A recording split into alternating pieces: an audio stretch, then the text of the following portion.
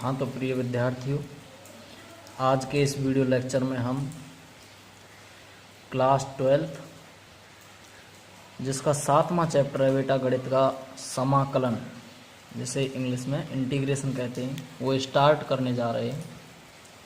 तो देखते हैं पहले इसके इंट्रोडक्शन के बारे में, फिर उसके बाद इसके एक्सरसाइज क्वेश्चन को करेंगे।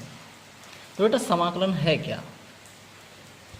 जैसे हम जानते हैं भाग का विपरीत क्या होता है बेटा? गुणा। और योग का विपरीत क्या होता है? अंतर। ठीक उसी प्रकार अवकलन का विपरीत समाकलन होता है। क्या होता है? समाकलन होता है। तो मैं यहाँ लिखूंगा, हम जानते हैं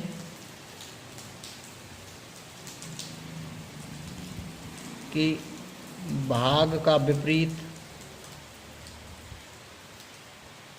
गुणा, योग का विपरीत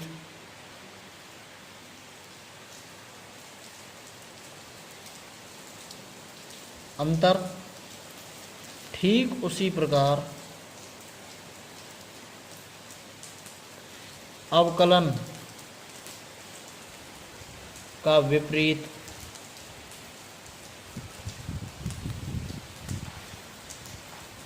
समाकलन होता है।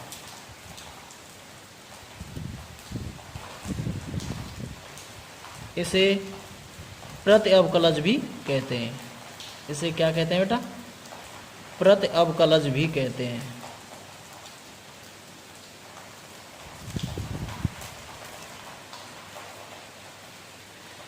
प्रति अवकलज भी कहते हैं। तो प्रति अवकलज को बेटा हम एंटी डेरिवेटिव कहते हैं। क्या कहते हैं? एंटी डेरिवेटिव भी कहते हैं। तो समाकलन को प्रति अवकलज भी कहते हैं और पूर्वक भी कहते हैं। क्या कहते हैं? पूर्वक। पूर्वक का मतलब होता है प्राइमेटिव। तो प्रति अवकलज को क्या कहते हैं हम? प्रति अवकलज को एंटी डेरिवेटिव कहते हैं। प्रति अवकलज को एंटी डेरिवेटिव कहते हैं। और पूर्वक भी कहते हैं। पूर्वक का मतलब होता है प्राइमेटिव।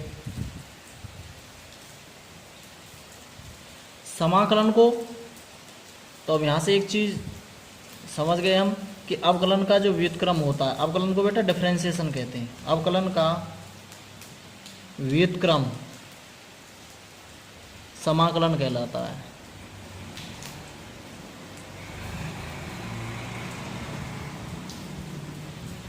इसे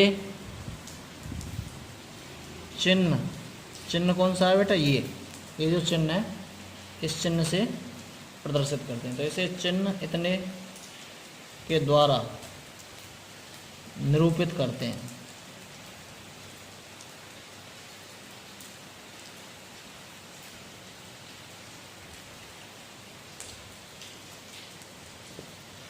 जैसे माना कोई फंक्शन f(x) है बेटा, कोई फंक्शन f(x) है और f(x) का अवकल गुणांक क्या है? f(x) का अवकल गुणांक कैपिटल f(x) है। अर्थात ये भी कह सकते हैं कि डेरिवेटिव ऑफ f(x) बराबर क्या आएगा? Capital f(x). क्योंकि आप जानते हैं कि किसी फंक्शन का जब हम डिफरेंशिएशन करेंगे तो दूसरा फंक्शन प्राप्त होता है। तो ऐसे ही स्मॉल f(x) है, इसका डिफरेंशिएशन किया तो हमने क्या मिला? कैपिटल f(x) मिला। तो जो कैपिटल f(x) है, तो कैपिटल f(x) का जो समाकल करेंगे हम, का समाकल f(x) स्मॉल f(x) होगा। और इसे किस प्रकार लिखा जाता है? इसे निम्न प्रकार लिखा जाता है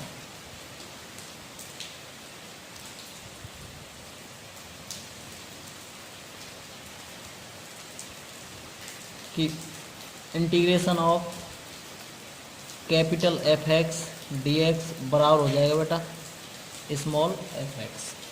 तो integration of capital f(x) dx बराबर क्या हो जाएगा? Small f(x). तो इस चिन्ह को क्या कहते हैं? यहाँ बता दिया है मैंने। इस चिन्ह को समाकल चिन्ह कहते हैं। और समाकलन के चिन्ह के अंदर यहाँ लिख दूँ मैं, इस चिन्ह को समाकल चिन्ह कहते हैं, यहाँ बता चुका हूँ जिसे मैं समाकल चिन्ह कहते हैं। और समाकल चिन्ह के अंदर जो dx होता है, समाकल चिन्ह के अंदर बेटा जैसे यहाँ ये dx है, इसको रखने का अर्थ क्या होता है? इसको रखने का अर्थ है कि समाकल या समाकलन x के सापेक्ष करना है, x के सापेक्ष करना, और dx के बिना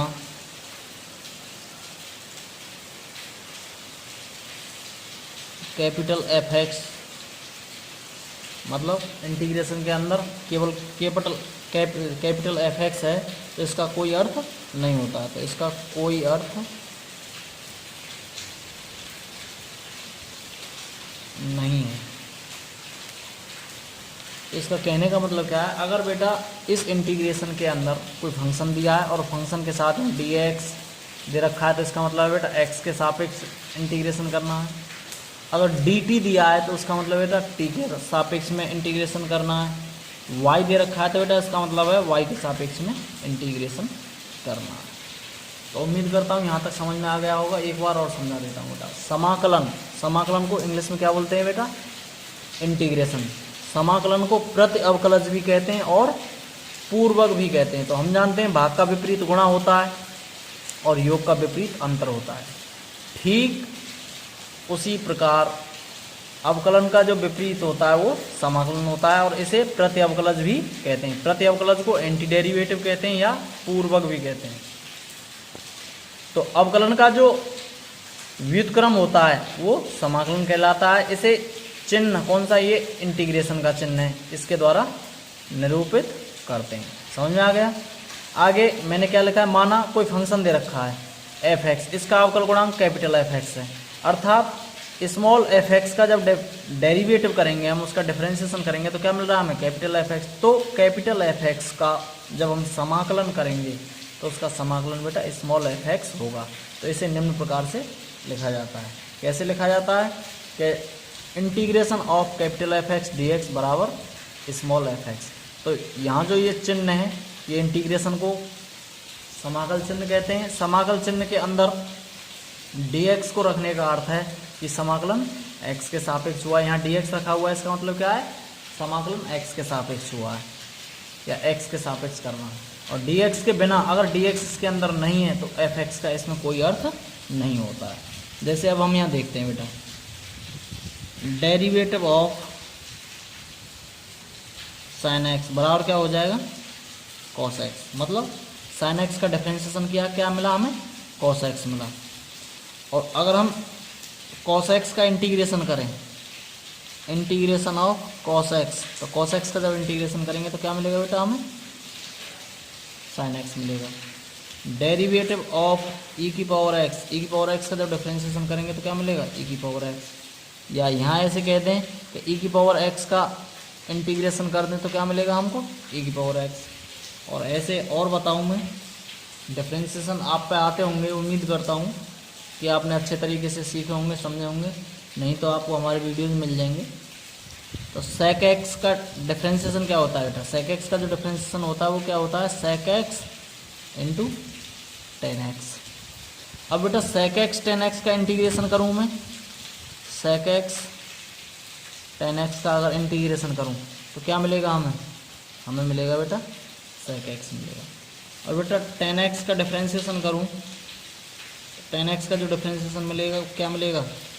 sec स्क्वायर एक्स। अगर sec स्क्वायर एक्स का इंटीग्रेशन कर दूँ तो क्या मिलेगा? sec स्क्वायर एक्स का इंटीग्रेशन कर दें तो क्या मिलेगा हमको? टेन एक्स मिलेगा। ठीक है। अब हम समाकलन अचर के बारे में देखते हैं। समाकलन अचर क्या होता है? समाकलन अचर मतलब constant of integration, CONSTANT, constant of integration.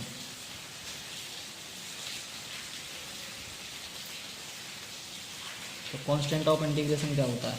हम जानते हैं कि d/dx ऑफ साइन एक्स बराबर क्या हो जाएगा, मतलब साइन एक्स का डेरिवेटिव निकाल रहे हैं तो बेटा क्या आ रहा है, कॉस एक्स आ रहा है। अगर कॉस एक्स का इंटीग्रेशन लें हम, कॉस एक्स का इंटीग्रेशन लें तो क्या आएगा, साइन एक्स। और ऐसे ही मैं यहाँ लिख दूँ और d/dx of sine x plus c, sine x plus c का जब मैं डिफरेंशिएशन करूँगा तो क्या मिलेगा, इसका डिफरेंशिएशन मिलेगा बेटा मुझे कॉस एक्स। क्या मिल रहा है, कॉस एक्स मिल रहा है। अगर मैं इस कॉस एक्स का इंटीग्रेशन अब कर दूँ, कॉस एक्स का इंटीग्रेशन कर दूँ तो कॉस एक्स का इंटीग्रेशन में ये लिख दूँ कि साइन एक्स प्लस सी। तो हम क्या देख रहे हैं कि साइन एक्स का जो डिफरेंशिएशन है कॉस एक्स मिल रहा है, कितना मिल रहा है, कॉस एक्स। और कॉस एक्स का जो इंटीग्रेशन कितना मिल रहा है, साइन एक्स मिल रहा है। अब मैंने यहाँ क्या ले लिया कि साइन एक्स प्लस सी ले लिया है। क्या ले लिया मैंने, साइन एक्स प्लस सी। तो इसका जब मैं डेरिवेटिव करूँगा तो क्या मिल रहा है, साइन एक्स का डिफरेंशिएशन कॉस एक्स। और बेटा कॉन्स्टेंट का जो डिफरेंशिएशन हो जाएगा वो क्या हो जाएगा, जीरो। तो यहाँ से हम क्या देख रहे हैं, कॉस एक्स का इंटीग्रेशन। अब इसी कॉस एक्स का इंटीग्रेशन लूँगा तो मैं ये लिख रहा हूँ यहाँ साइन एक्स प्लस सी। तो यहाँ से हमें क्या मिल रहा है कि कॉस एक्स का इंटीग्रेशन यहाँ साइन एक्स आ रहा है, यहाँ कॉस एक्स का इंटीग्रेशन साइन एक्स प्लस सी आ रहा है। तो कॉन्स्टेंट से इसमें कोई फर्क नहीं पड़ रहा है। तो इन उदाहरणों से क्या मिल रहा है, इन उदाहरणों से बेटा हमें ये मिल रहा है कि कॉस एक्स का जो समाकलन है वो साइन एक्स होता है, और कॉस एक्स का जो समाकलन है वो साइन एक्स प्लस सी भी होता है। तो कॉस एक्स का समाकलन यहाँ साइन एक्स है और यहाँ कॉस एक्स का समाकलन साइन एक्स प्लस सी भी है। तो यहाँ सी क्या है बेटा, सी एक आर्बिट्ररी कांस्टेंट है, मतलब स्वेच्छ अचर है। तो इसलिए तो साधारणतः हम इस अचर राशि को दर्शाते नहीं हैं। तो ऐसे समाकलन को क्या कहते हैं बेटा, अनिश्चित समाकलन कहते हैं। क्या कहते हैं, अनिश्चित समाकलन कहते हैं। और इस अचर राशि को क्या कहते हैं, अचर कहते हैं, किसका, समाकलन का। तो कांस्टेंट ऑफ ए इंटीग्रेशन कहते हैं। समझ में आ गया। तो अब यहाँ से आपको ये बात समझ में आ गई होगी कि साइन एक्स का इंटीग्रेशन जो आ रहा है, sorry differentiation of sine x क्या आ रहा है, कॉस एक्स। साइन एक्स का डिफरेंशिएशन कॉस एक्स आ रहा है, और कॉस एक्स का अगर हम इंटीग्रेशन कर रहे हैं तो क्या आ रहा है बेटा, यहाँ तो आ रहा था एक बार साइन एक्स, अगेन एक बार क्या लिया हमने कि differentiation of sine x plus c. जब इसका डिफरेंशिएशन करेंगे साइन एक्स प्लस सी का, तो साइन एक्स का डिफरेंशिएशन हो गया कॉस एक्स और सी का डिफरेंशिएशन जीरो। अब इसका दोबारा इंटीग्रेशन लें हम कॉस एक्स डी एक्स का, तो क्या आ रहा था हमारा, साइन एक्स प्लस सी। तो यहाँ हम देख रहे हैं कि कॉस एक्स का इंटीग्रेशन साइन एक्स, और यहाँ भी कॉस एक्स का इंटीग्रेशन साइन एक्स प्लस सी।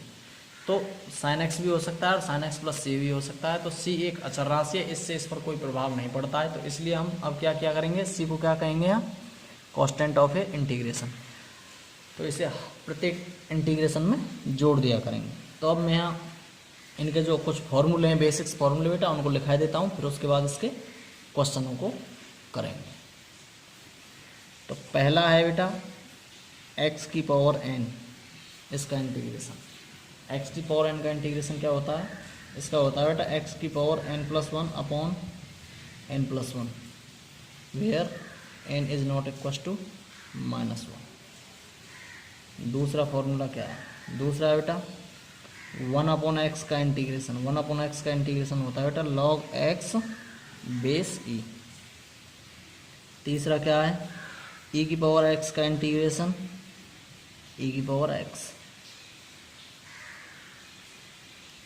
इनमें प्रत्येक में सी जोड़ देना है, यहाँ भी सी जोड़ देना है, यहाँ सी जोड़ देना है। अगला चार, ए की पावर एक्स का इंटीग्रेशन क्या होता है, ए की पावर एक्स का इंटीग्रेशन होता है बेटा ए की पावर एक्स अपॉन लॉग ए बेस ई प्लस सी। अगला कॉस एक्स का इंटीग्रेशन साइन एक्स प्लस सी। 6 साइन एक्स का इंटीग्रेशन क्या होता है बेटा? साइन एक्स का इंटीग्रेशन होता है माइनस कॉस एक्स प्लस सी। 7 सेक स्क्वायर एक्स का इंटीग्रेशन क्या होता है बेटा? टेन एक्स प्लस सी। और बेटा सी मेरा जोड़ने का मतलब अभी बता दिया था हमने, जो सी इस वजह से जोड़ा जा रहा है, ये अनिश्चित समाकलन होता है। अनिश्चित और जो समाकलन होते हैं बेटा दो प्रकार के होते हैं, एक तो होता है निश्चित समाकलन और एक होता है अनिश्चित समाकलन। निश्चित समाकलन तो वो होता है जिसमें इसकी बाउंड्री दे करके चलता है, इनकी लिमिट दे करके चलता है, नीचे वाली लोअर लिमिट होती है, ऊपर वाली अपर लिमिट होती है। तो ये बिना लिमिट वाले क्वेश्चन है, तो बिना लिमिट वाले जो क्वेश्चन होंगे वो अनिश्चित समाकलन होंगे, और जिनमें लिमिट दे करके चलेगा वो निश्चित समाकलन होंगे। तो सेक स्क्वायर एक्स का इंटीग्रेशन टेन एक्स। 8वां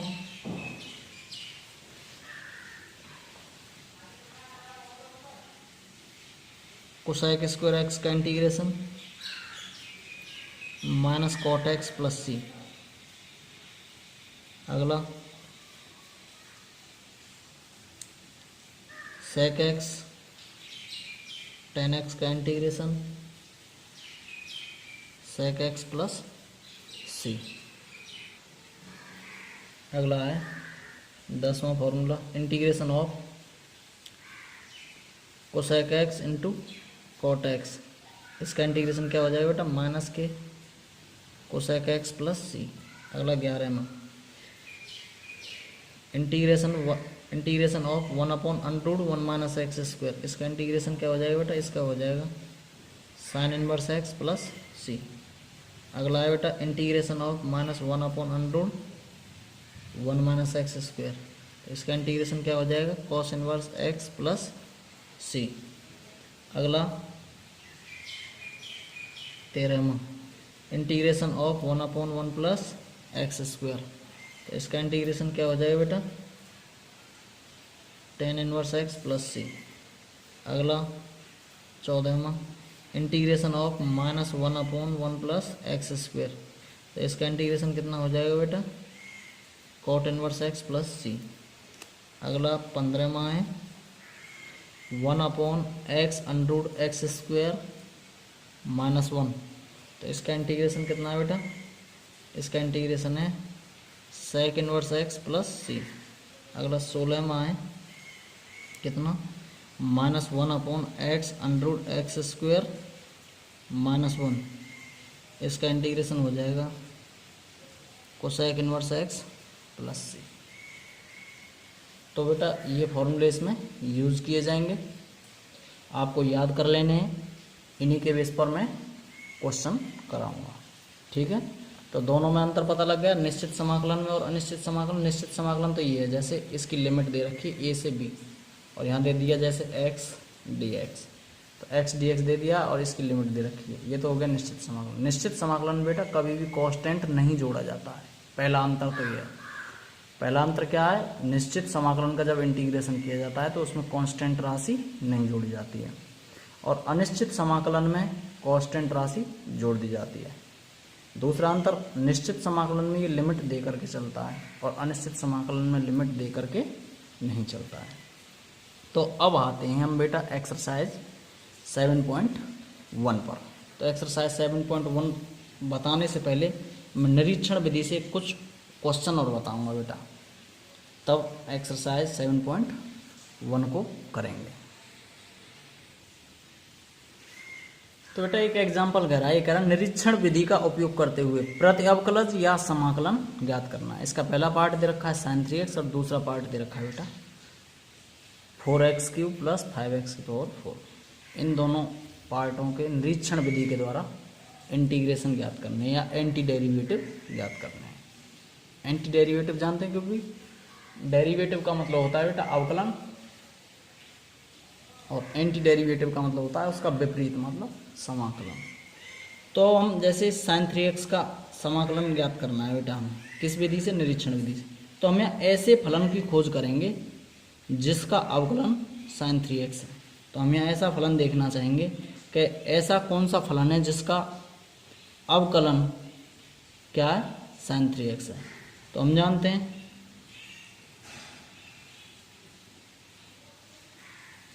कि D upon D x of cos 3x बराबर कितना हो जाएगा बेटा, कॉस 3x का डिफरेंशिएशन माइनस के साइन 3x, कॉस 3x का डिफरेंशिएशन माइनस के साइन 3x।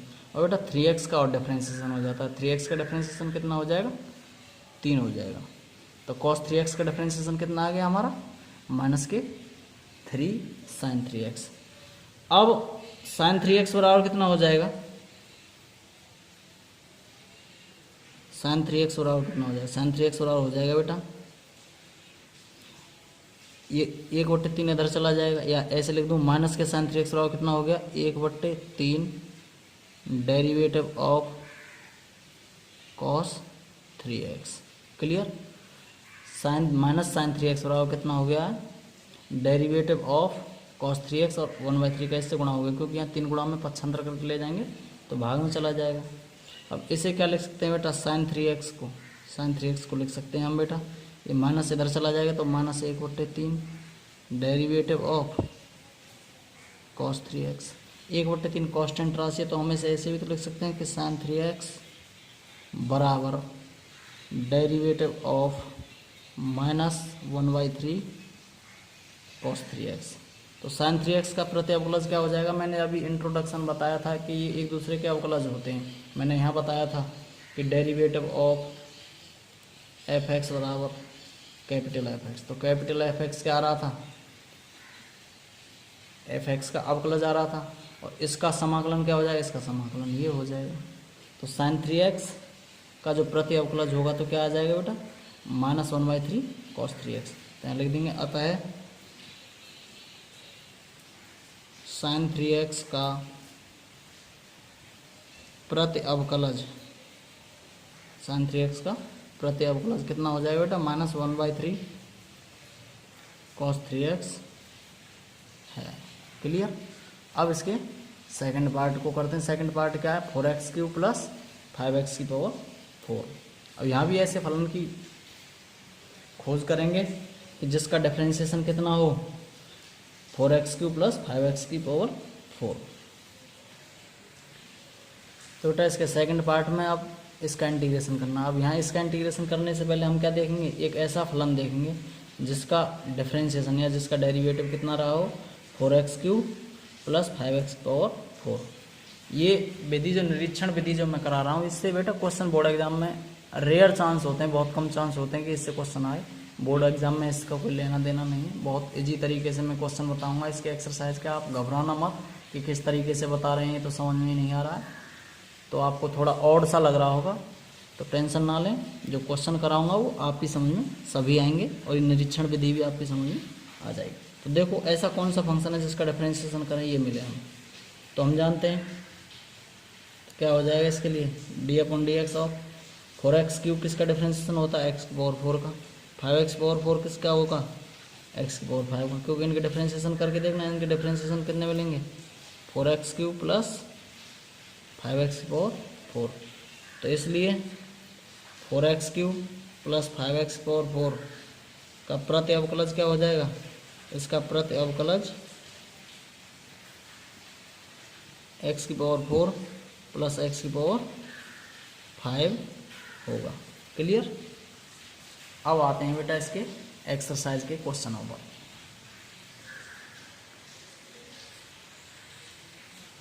तो बेटा इसके क्वेश्चन जो है मैं इसके अगले वीडियो में डालूंगा, क्योंकि वीडियो को अपलोड करने में प्रॉब्लम हो जाती है। तो अभी मैं तुरंत इसका दूसरा वीडियो बना रहा हूँ, जो दूसरे पार्ट में इसके क्वेश्चन होंगे। इसमें इतना ही रहने देंगे क्योंकि अपलोड करने में प्रॉब्लम होती है। तो दूसरा वीडियो डाल रहे हैं हम जिसमें इसके क्वेश्चन होंगे।